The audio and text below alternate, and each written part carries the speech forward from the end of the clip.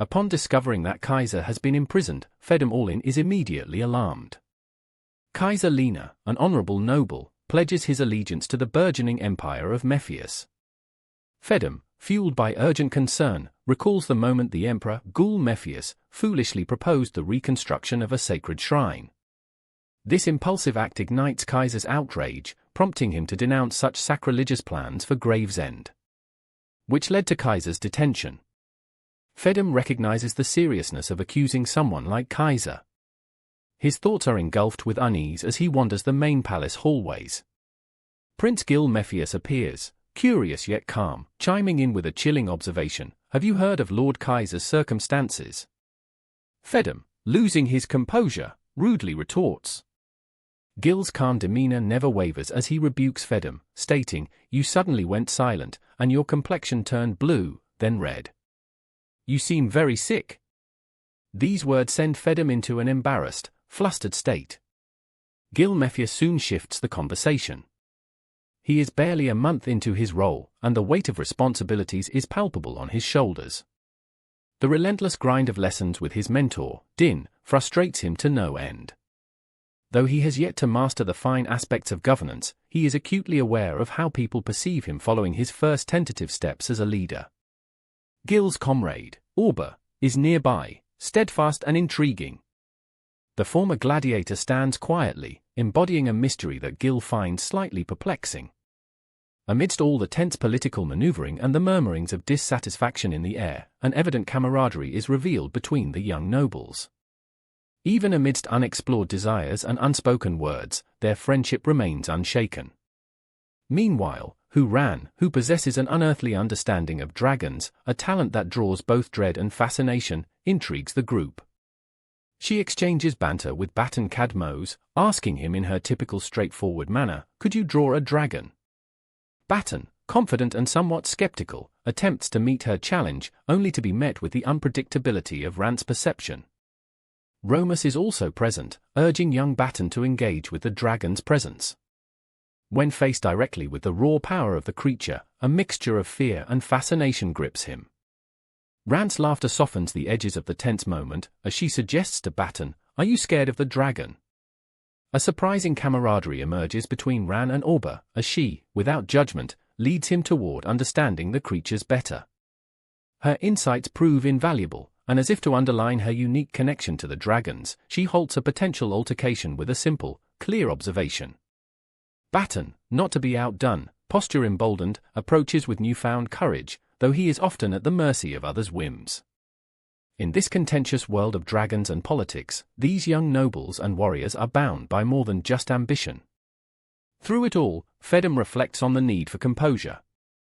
Amid these woven narratives, Mephius's fate unravels in subtle terms, hinting at further revelations and confrontations lurking beyond the horizon.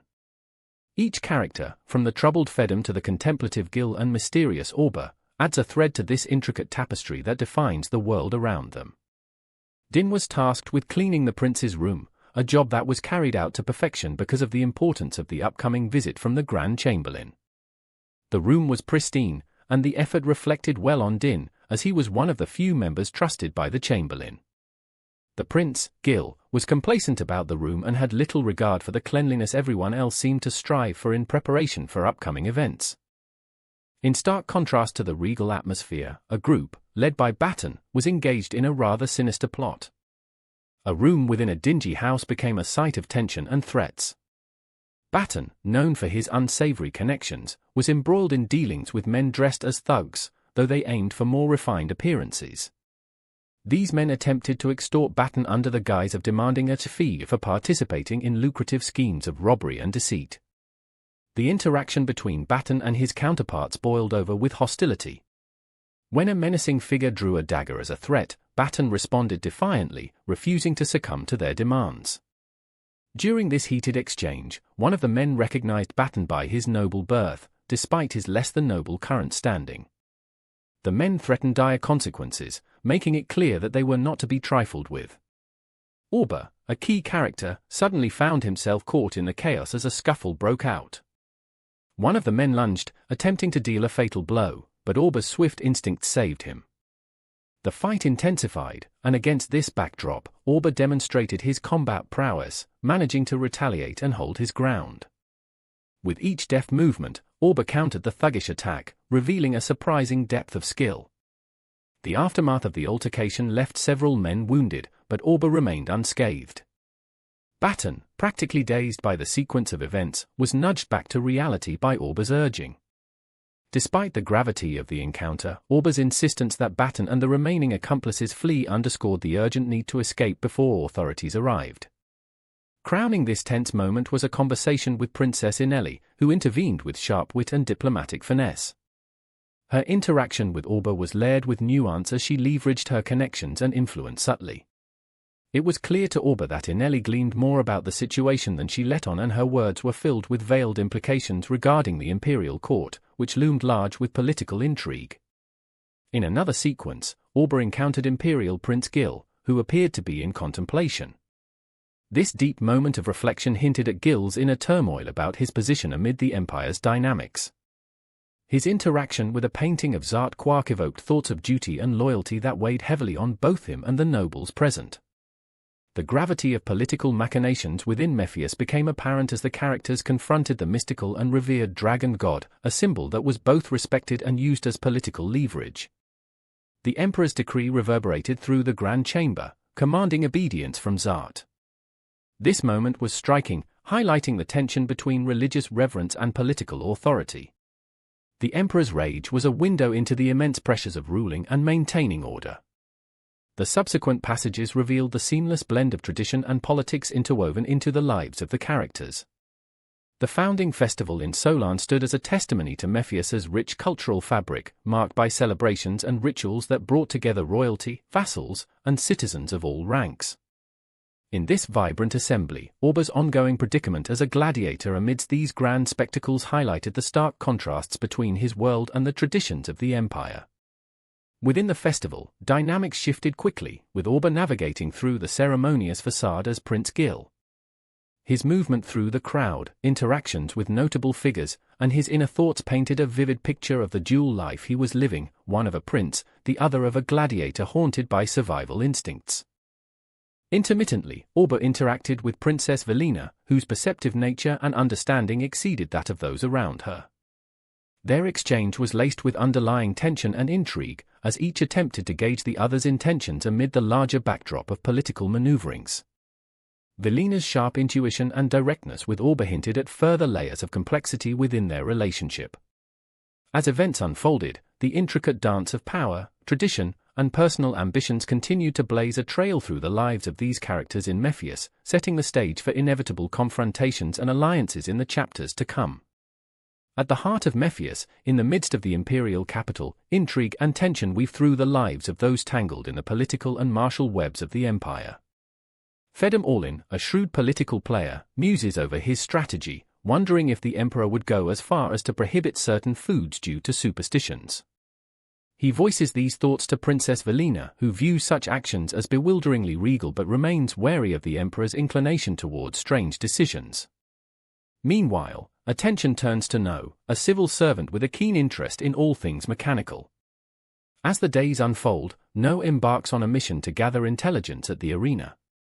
The emperor's gift to the capital, an airship named the Garbira, bears potential, both as a tool of war and as a symbol of prestige. No is captivated by its possibilities, thinking, if only the empire would seize this chance to strengthen its forces. Amidst the pomp and circumstance, a gladiatorial event captures the imagination of the masses. Nobles gather, their eyes gleaming with anticipation. Orba, a masked warrior with a mysterious past, is also there. Although he stands among them, he feels the unease of his role being a mere pawn in the Empire's games, the mask hiding not just his face but his disdain for the spectacle.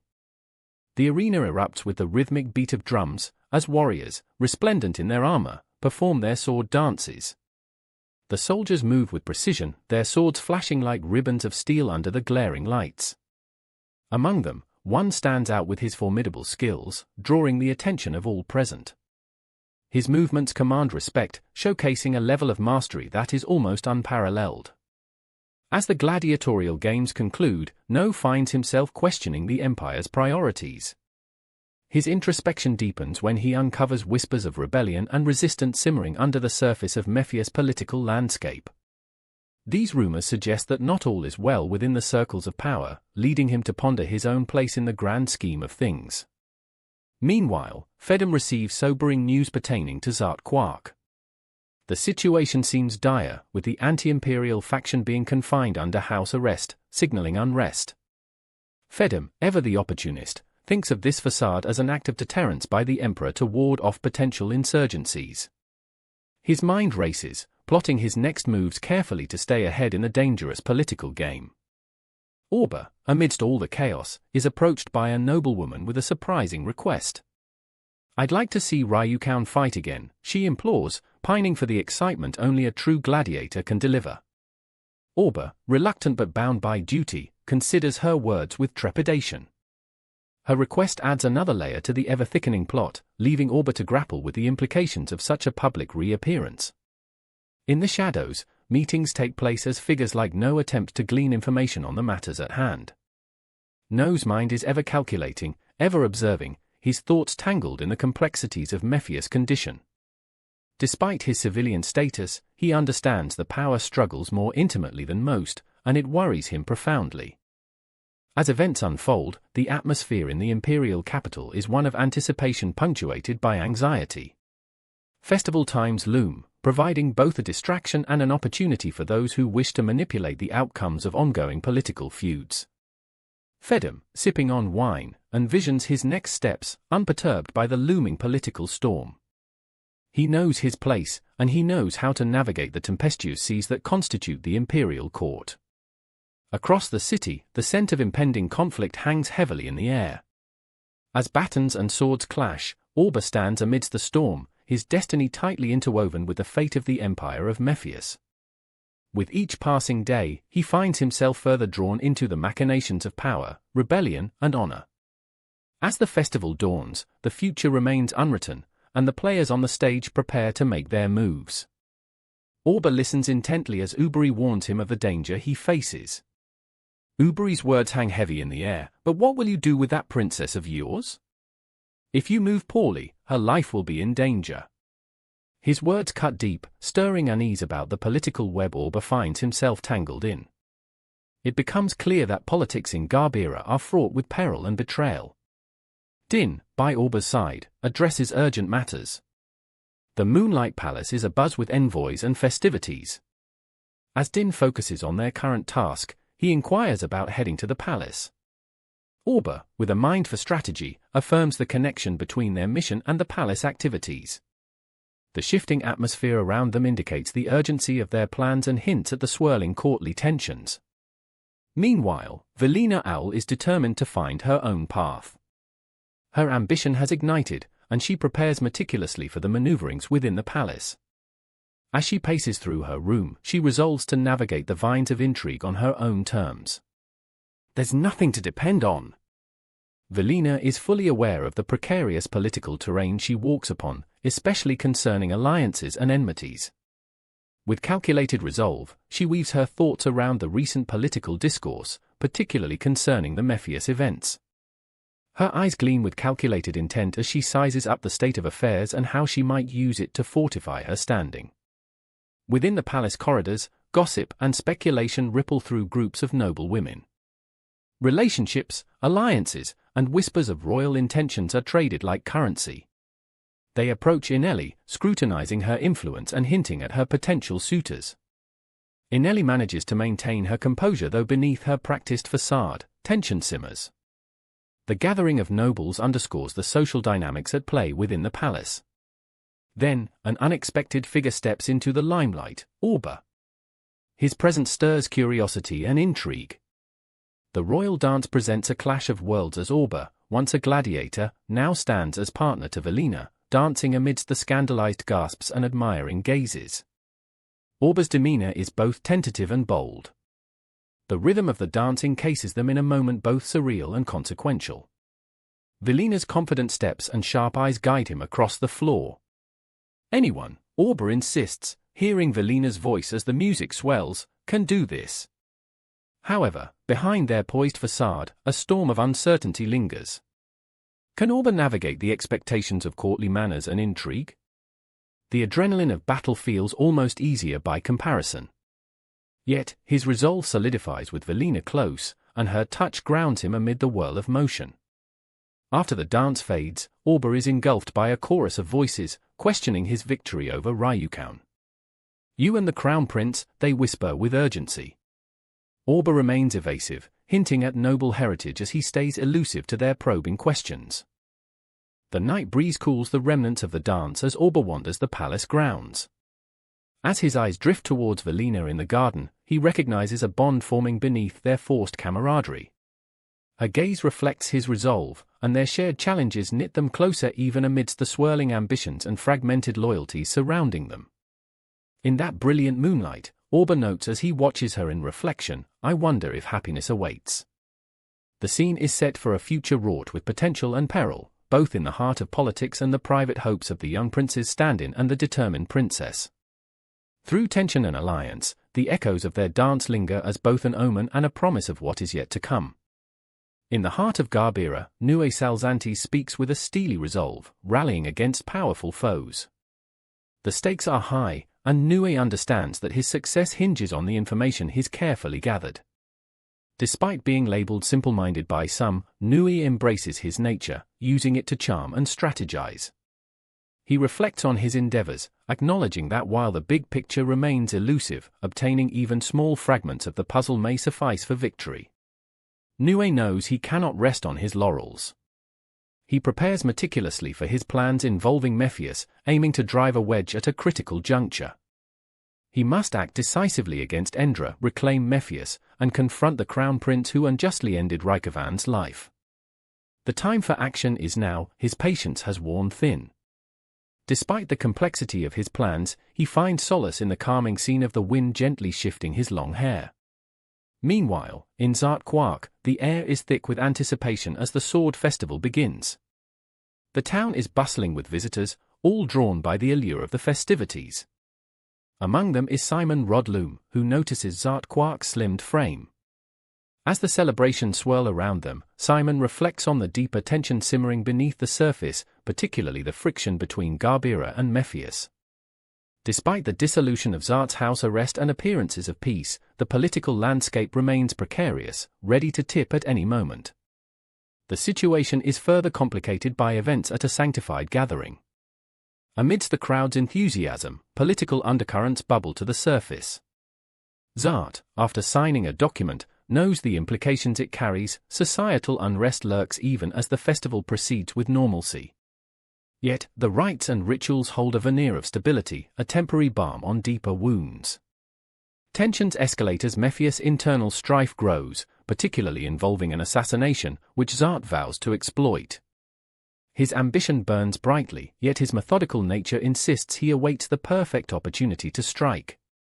He meditates on the dynamics of power, the Emperor's unpredictability, and the shifting allegiances, all while reminiscing about his loyalty to the fallen Emperor's consort, Lana. In the midst of the festivities, Orba, a hardened gladiator, is summoned. He reluctantly attends the feast, which teems with abundance. Orba, however, is still considering the Emperor's intentions. As the Emperor seeks to flatter him, suggestions arise about commemorating his past victories.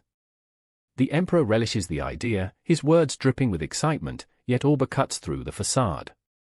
His thoughts are elsewhere, especially regarding the positioning of influential individuals like Nue. Amid the festivities, Orba is acutely aware of the shifting loyalties as he interacts with various figures. The Emperor's jest leads Orba into strategic engagement, seamlessly navigating interactions with dignitaries who view him both with curiosity and suspicion. Finally, Orba is confronted by two masked women, one of them notably persistent. She questions his resolve with a knowing glint, her words a test, gauging his responses. Orba, enveloped by the thrill of the games, finds a counterpart willing to challenge his intellect and cunning. The heated exchanges and undertones of confrontation suggest that more than just the festival's spectacle is at play. Orba, drawn into the intricate Game of Thrones and maneuvers, stands at the precipice of another critical decision that could shift the balance of power in this volatile world.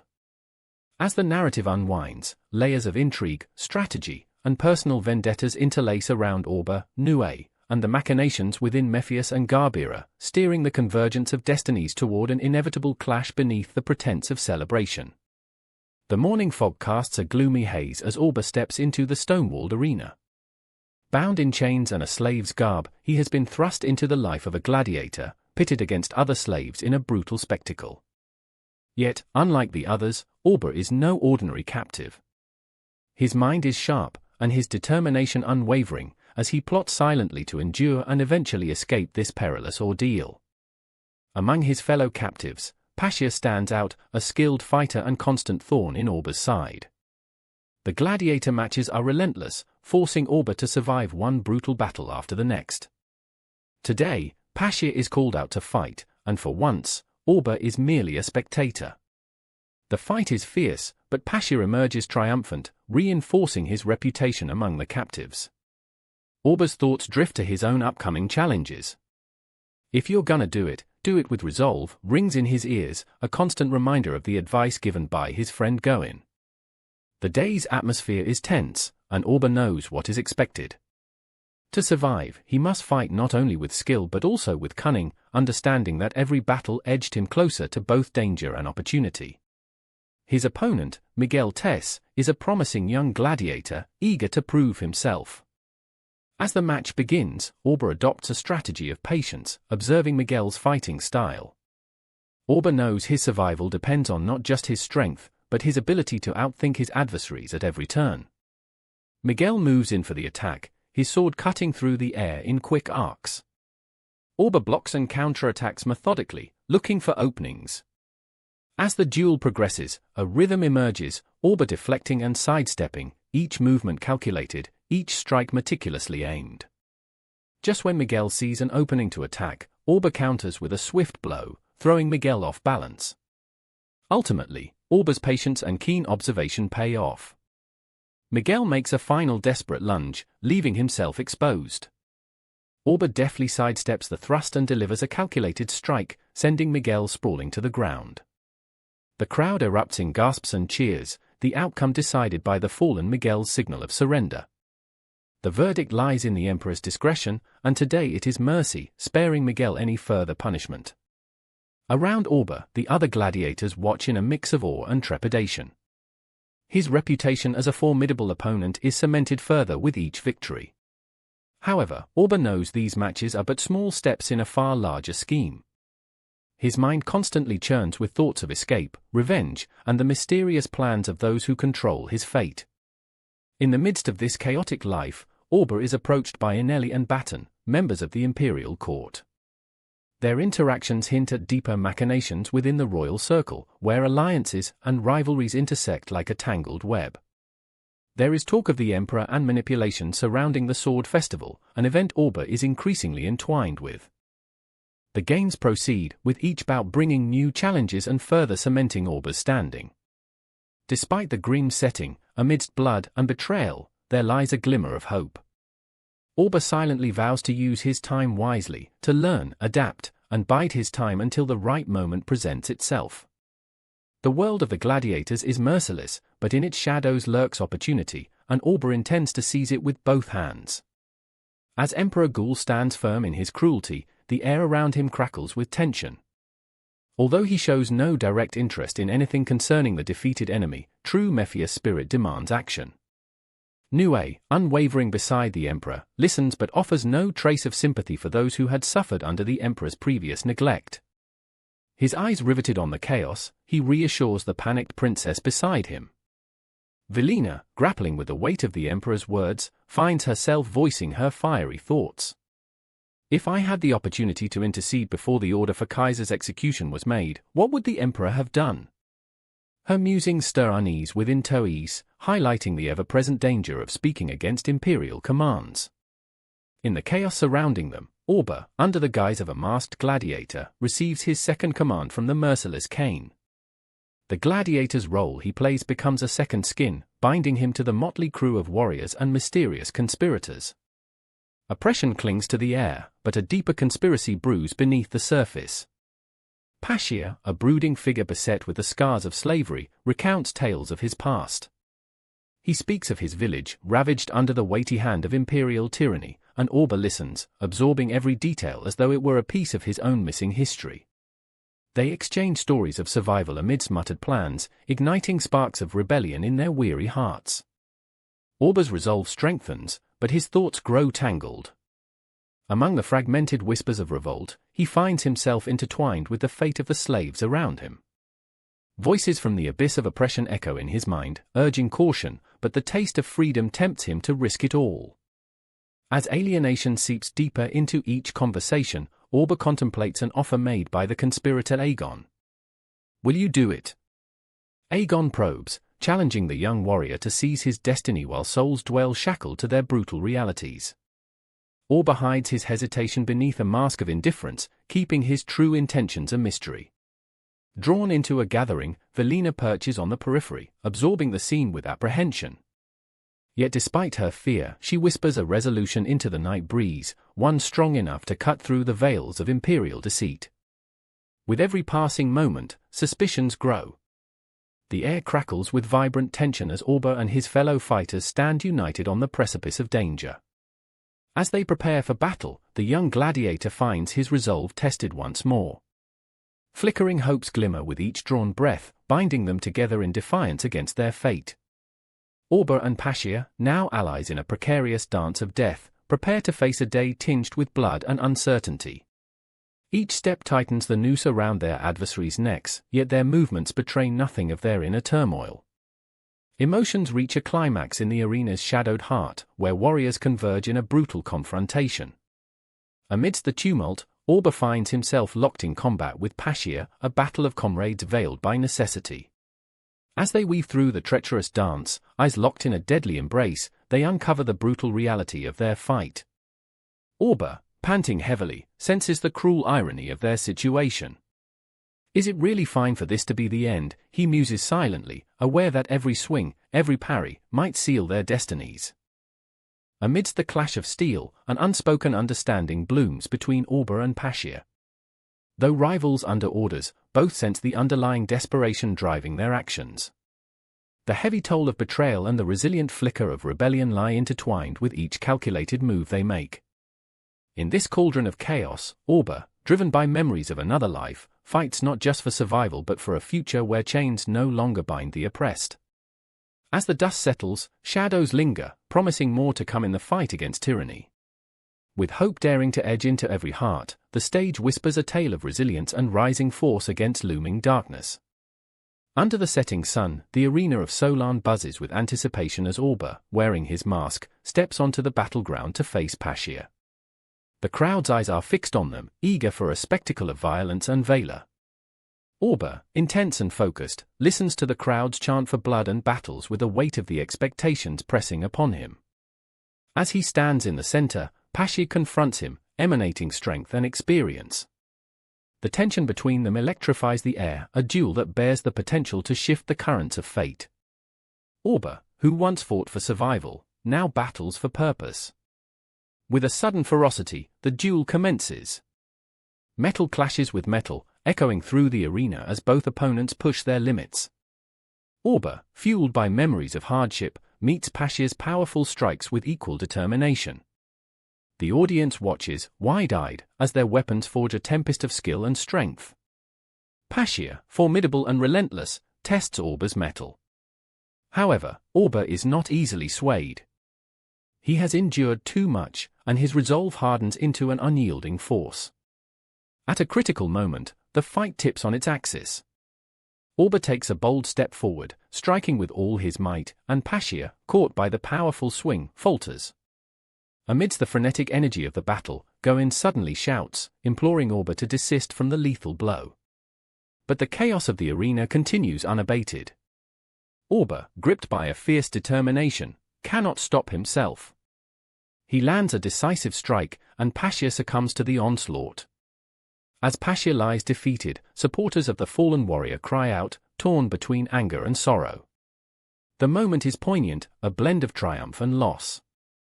Orba, reflecting on the cost of victory, stands amidst the aftermath, weighted by his actions and the path he has chosen. The Emperor, overseeing the arena, announces the victor. The name Orba echoes amidst the crowd's cheers and jeers, signifying not just a victory, but a significant moment in the arena's legacy. The crowd, ignited by the drama, turns its attention to the emperor himself, Lord Meton Mephius, who plays his part as if drawing the strings behind a grand tapestry of events. In the background, Velina and Inelli, both captivated by the unfolding drama, exhibit reactions that reveal their contrasting characters. Velina, bold and unrestrained, perceives the layers beneath Orba's mask, a warrior entangled in the throes of destiny. Meanwhile, Inelli revels in the spectacle, devouring Orba's mystery with delight and self-satisfaction. As the shadows lengthened and the episode drew to a close, a sense of foreboding gripped the city. The celebration would culminate soon, but the world beyond the arena teetered on the edge of transformation. Orba, in the eye of the storm, contemplates the road ahead. Though the mask shields his face, it cannot hide the monumental resolve burning within him. The night descends as Solan braces itself for paths newly carved, promising futures filled with power, intrigue, and the relentless pursuit of freedom. With destiny steering their course, Orba and those around him are bound to the unfolding chapters of a grand tale, where every action holds the potential to alter everything. The battle won, Orba stands poised on the brink of even greater challenges, the echoes of the arena promising not just survival but the birth of a new legend. Amidst an atmosphere charged with tension, Orba stands firm against Zart's coup at the Mephian castle. Swords drawn, the soldiers at Zart's command surround them. Zart, confident in his hold over the situation, sneers at Orba's resistance. "Your Majesty," Zart addresses the stunned emperor with mock respect, revealing the damning truths that had long been feared by those loyal to Mephius. As Zart proclaims the emperor's weakness, he declares that he no longer wishes to serve an ineffective ruler. His once loyal retainers reveal their disdain for the emperor's lack of strength and ambition, having only been biding their time until they could seize power for themselves.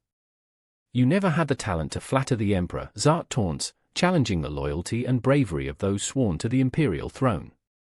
Meanwhile, Orba stands unwavering in the face of this outright defiance. Determined to protect those dear to him, Orba's resolve is resolute.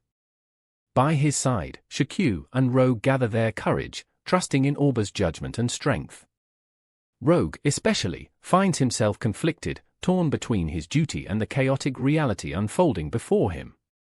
As Zart and his rebels press their advantage, they fail to anticipate Orba's plan. In a cunning display of strategy, Orba uses the captured Prince Gil as leverage, holding the emperor's attention. Even as he faces overwhelming odds, Orba is relentless, refusing to abandon the emperor or yield to betrayal. The tide shifts when Orba's plan reveals itself in a dazzling moment of defiance. With a sweep of his hand, he masterfully distracts the guards, creating a necessary opening. In the ensuing chaos, Prince Gil is freed, a symbol of reclaimed power and hope. Orba's unexpected maneuver leaves the rebels scrambling, their carefully woven plans unraveling before their eyes. Tension peaks as Orba confronts Passel, an ally turned traitor. "Of course. You plan to have us killed," Orba accuses, unflinchingly casting light on the betrayal. With his voice steady and commanding, Orba weaves truth and justice into his words. But Passel's retort is only a distraction, a futile attempt to destabilize Orba's resolve. Violence erupts as loyalists and rebels clash. Orba, driven by urgency and instinct, pushes forward with relentless determination. Amidst flying arrows and clashing swords, he remains focused on his goal. Though the weight of betrayal stings like poison, Orba refuses to relent. The battlefield is abruptly silenced when a shot rings out, its echoes a harbinger of doom. Orba's eyes widen in disbelief as the whizzing bullet finally finds its mark. Breathless and pained, he stands resolute, unbowed. Even through the searing agony, Orba's mind races. The bullet, the traitorous coup, the trembling hands of those who sought to destroy Mephius, all cascade around him. Yet, unwavering, he clambers up, whispers of past battles echoing in his ears. His vision blurs, the world distorting into a haze. But before consciousness slips away, he fiercely grips onto his purpose. Amidst lingering chaos, the emperor's life hangs in the balance. Orba, though blooded, champions the cause with fervent passion. With every heartbeat, his commitment to the land and its people pulses fiercely through him, unyielding as the storm darkening Mephius' skies. When morning light finds its way into the corridors of the main palace, all traces of the insurgency have retreated like shadows at dusk. Orba remains, nursing wounds both physical and emotional. As the dust settles, a palpable silence envelops the palace, a fragile peace settling over what was nearly lost. Even though the victory feels hollow, it stands as a testament to Orba's unwavering spirit. As he converses with the retainers, the enormity of their survival sinks in. Some, like Teresa, brandish a determined resolve, while others labor to comprehend the tumultuous events. Vilified as a traitor, yet venerated as a hero, Orba's name lingers in the whispered corridors of power. With unexpressed emotions coursing beneath the surface, he reflects on the path they now tread, a future fraught with both promise and peril. Orba's steadfastness and unyielding determination echo across the halls of Mephius, foreshadowing trials yet to come.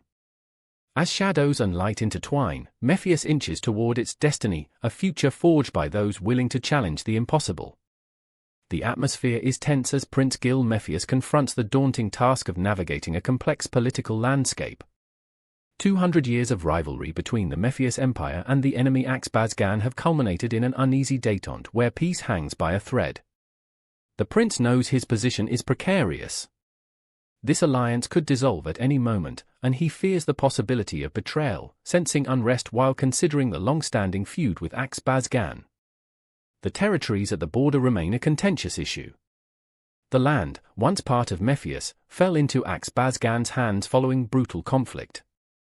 Any attempts to reclaim these lands could reignite war. As the financial and military strain bears heavily on Mephius, Gil knows he cannot depend solely on past victories. Observers within the palace watch carefully, aware that the current balance could tip at any moment. Rumors swirled about Gil's stepsister, Inelli, who may be more than just intrigued by the political fracas. There's speculation that she, too, might be angling for a seat closer to power amid the shifting allegiances. Gil is caught in a storm of politics and might. He must discern who his allies are and who lines up under the guise of friendship only to betray him.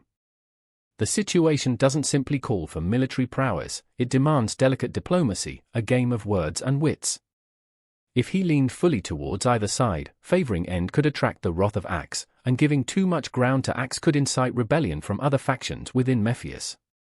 The Emperor's health is another complication. Should anything happen to him, succession might pose further challenges, with Orba, acting as the substitute prince, trying hard to keep those plot lines in check. A war could start without notice if everyone continued to act based solely on incomplete or false information. Establishing the strength of alliances is vital. At Velina's behest, this test of endurance to sustain diplomatic ties with End was as crucial as it was dangerous. Protecting the line of communication required soldiers on the ground, keeping the peace in a region ripe for rebellion. Gul Mephius, the Emperor, approaches these precarious times with the blended weight of a sovereign and a strategist. His experience tells him that Empress Melissa has her reasons for staying silent, perhaps even strategic. Her influence, albeit quiet, might sway situations towards a favorable outcome for Mephius if played correctly. Despite this high-stakes game, Gil wonders if everyone else sees the facets he does. Perhaps they see through a lens tinged with fear and anticipation, amplifying their anxieties. Political survival in this atmosphere means keeping one's enemies closer while maintaining an iron grip on the narrative. Meanwhile, Orba, the gladiator wearing the prince's mask, carries out his duties with stealth and cunning. He feels the weight of the gilded mask upon him, symbolizing the burdens of loyalty and pretense. Each command he executes in the prince's place casts shadows over his own desires. The reflection in polished steel shows a man torn between appearance and reality. But amid these turbulent plots, Orba retains his unyielding will. In battle, he taps into this fierce spirit, channeling his inner resolve. His eyes blaze with the ferocity of a tiger, and each movement reverberates with determination and grace. Adorned in his gladiator's guise, Orba moves assuredly toward challenges that define both his role and his essence, a living testament to the intricate dance between power and self. In the tapestry of duty, honor, and ambition, the court of Mephius risks unraveling with each tactical misstep. Yet, they press forward, ready or not, as fate tightens its hold on both emperors and knights alike.